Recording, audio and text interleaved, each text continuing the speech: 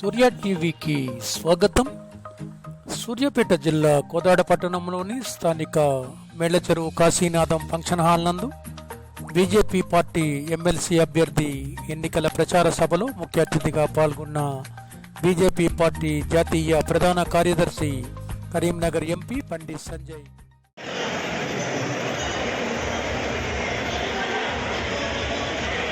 జాతీయ ప్రధాన కార్యదర్శి ఎంపీ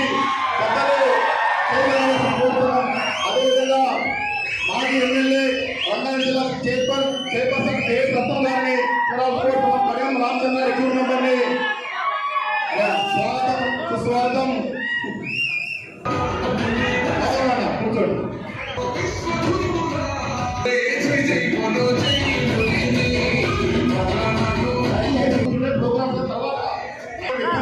నైట్ 10 కానీ 12 కానీ సంధ్య కోదాలో దయచేసి ప్రోగ్రామ్ అయిపోయినాక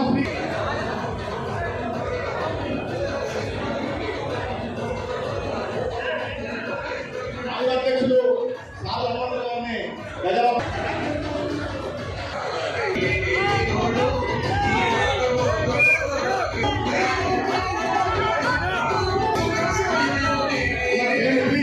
స్టేజ్ చేయండి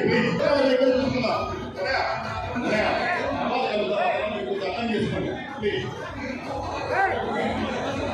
జిల్లా అధికార ప్రతినిధి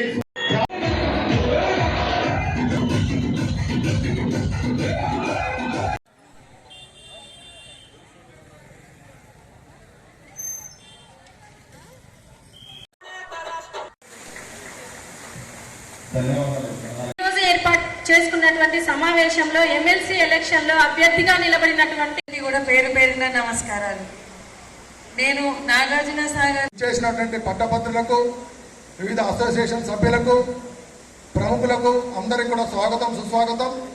గత వారం రోజులుగా ఈ యొక్క ఎమ్మెల్సీ ఉప ఎన్నిక గురించి ఆయనకి కారణం ఎవరు అనేటువంటి విషయం ఒకవైపు, రెండో వైపు భారతదేశం గుజ్జల ప్రేమేందర్ రెడ్డి గారికి ఇచ్చి అత్యధిక మెజార్టీతో గెలిపిస్తారని చెప్పి కోరుకుంటూ విచ్చేస్తున్నటువంటి మన నాయకుడు బండి సంజయ్ గారికి స్వాగతం సుస్వాగతం తెలియజేస్తా ఉన్నాం.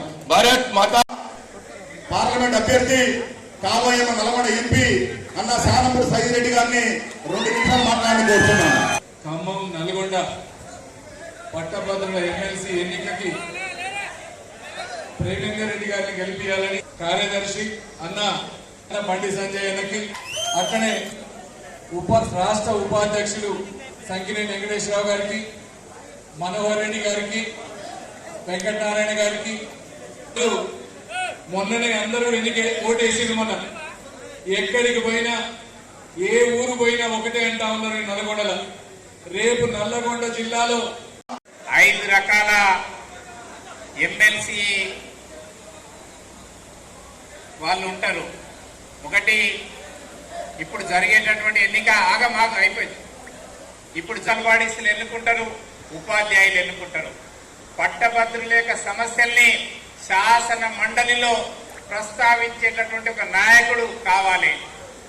ఈరోజు కాంగ్రెస్ పార్టీ, బీఆర్ఎస్ పార్టీ నుంచి పోటీ చేస్తున్నటువంటి అభ్యర్థులు ఎవరైతున్నారో వారికి ఈ యొక్క శాసన మండలిలో ఓటు అడిగేటటువంటి నైతిక హక్కు లేదని చెప్పేసి ఈ సందర్భంగా నేను తెలియజేస్తున్నాను.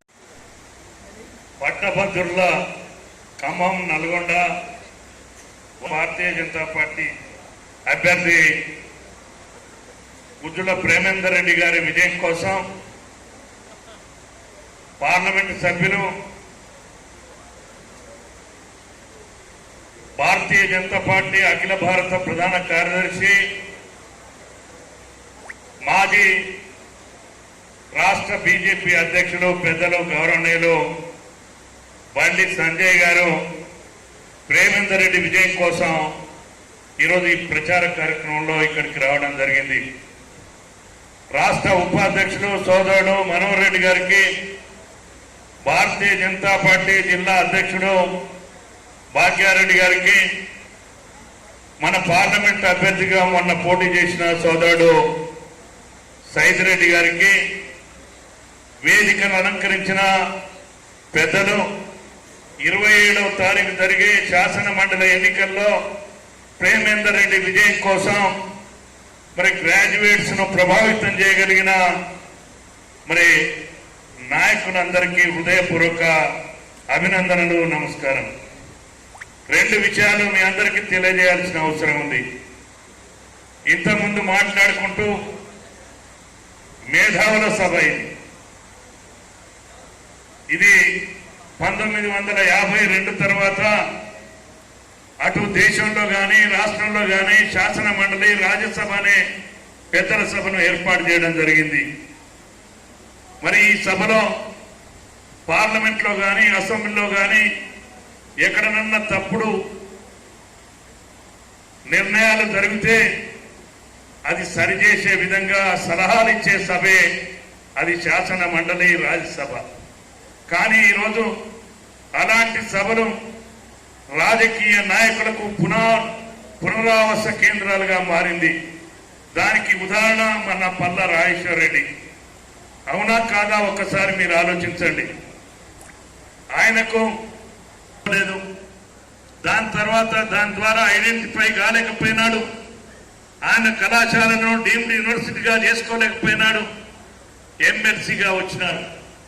ఎమ్మెల్సీగా వస్తే ఒక విద్యావంతుడు మరి నిరుద్యోగ సమస్య పరిష్కారానికి వారిని మరి కరీంనగర్ పార్లమెంట్ సభ్యులు భారతీయ జనతా పార్టీ జాతీయ ప్రధాన కార్యదర్శి అన్న బండి సంజయ్ గారిని మాట్లాడి కోరుతున్నాను.